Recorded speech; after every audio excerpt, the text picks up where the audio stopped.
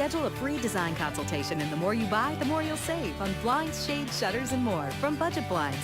Visit budgetblinds.com today.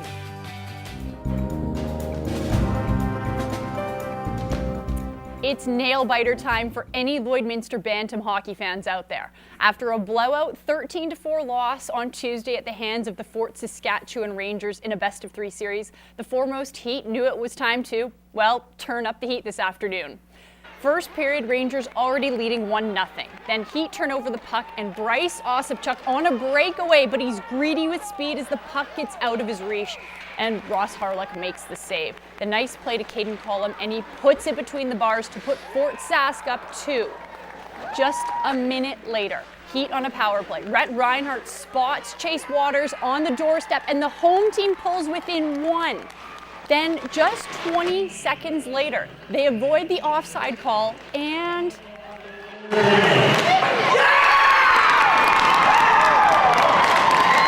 Easton Hagar ties it up for the Heat. 3 minutes into the second, Fort Saskatchewan's Jude Butler. Now, this guy scored 80 points in the regular season, banks it off the goalie from behind and in. Rangers regain the lead. Away team now leading 5-2, and Hagar cranks it from the blue line and in, now 5-3. But that would be the last time this season the Heat would score. Osipchuk scores here as Rangers take it for a final of 8-3 and move on to the next round of playoffs. That concludes the season for the foremost Heat, but for a team that graduated almost its entire squad from last year to the midget AAA Baker Hughes Bobcats, Coach Sean Coulter was proud of his squad's effort and the entire season. It's really hard to find words to say because each one of those kids put in an honest effort, and I couldn't be more proud of the way we responded. And I mean, a couple bad bounces, but I thought we really tried hard out there. We put in a great effort, and I can't fault anybody. It's going to be weird not seeing everyone every second day, whatever, every weekend. It's going to be tough. Yeah, we battled hard. It just sometimes just doesn't go our way, I guess. It's like we've always been saying, we need to prepare for games and stuff. And maybe that was our problem today and on Tuesday when we played them. And I'm sure we'll be seeing a lot of those faces with the Baker Hughes Bobcats next season.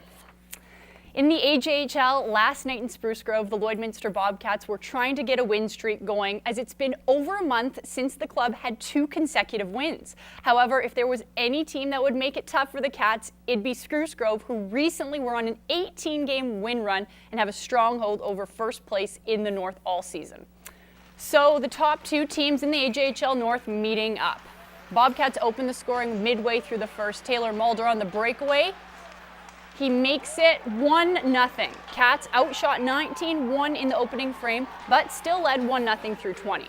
In the second, Saints break through. Nice play, and it'll be Carson Samarindi with the deflection, 1-1 after 2. Opening minutes of the third, Saints power play, Jordan Thomas from the point. That finds its way home, 2-1 for the Grove.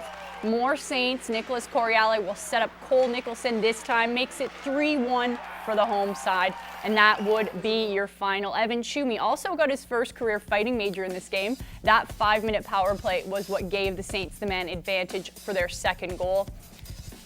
The Cats now have a quick turnaround and will play the Whitecourt Wolverines at 7:30 tonight. The Bonnyville Pontiacs are also in action tonight and play the Brooks Bandits at home. In their last meeting, Brooks won 4-3 in overtime.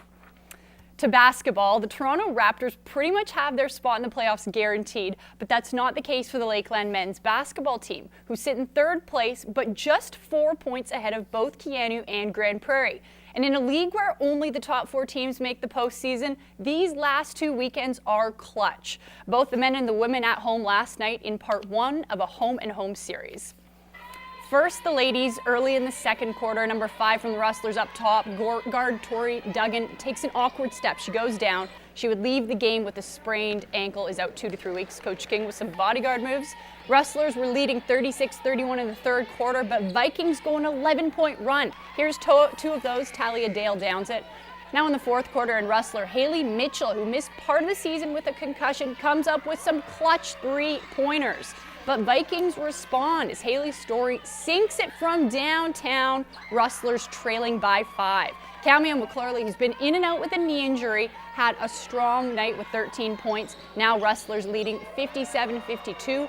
Rustlers pad that lead a bit and take it with a final of 66-57.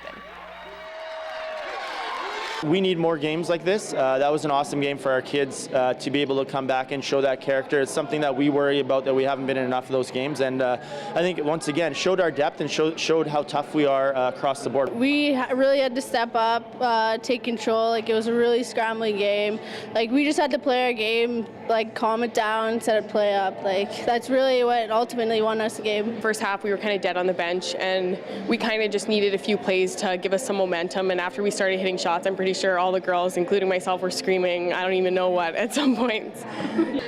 Well, I'm not even sure if we'd be allowed to say them on air. Now to the men's game. Rustlers ahead by 7 at the half. Then KJ McGrew drives through the paint for 2, and they lead 48-34 deep into the third quarter. Then Travis Blacker takes the lane, but passes to Stephen Jones, who sinks and pulls the foul. Big night for him as he led all players with 23 points. Now Vikes on offense, but Lakeland cranking up the D, and as shot clock counts down, the away team gets a shot off, but they foul Jones. Now, in the end, this game was a bit of a blowout as Lakeland takes it 80-65.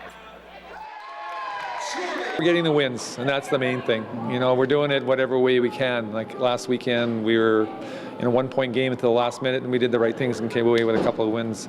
Tonight, we just sort of managed to score. We got a little bit of a lead, and we didn't give it back. And that poise is what really, I think, is going to move us forward.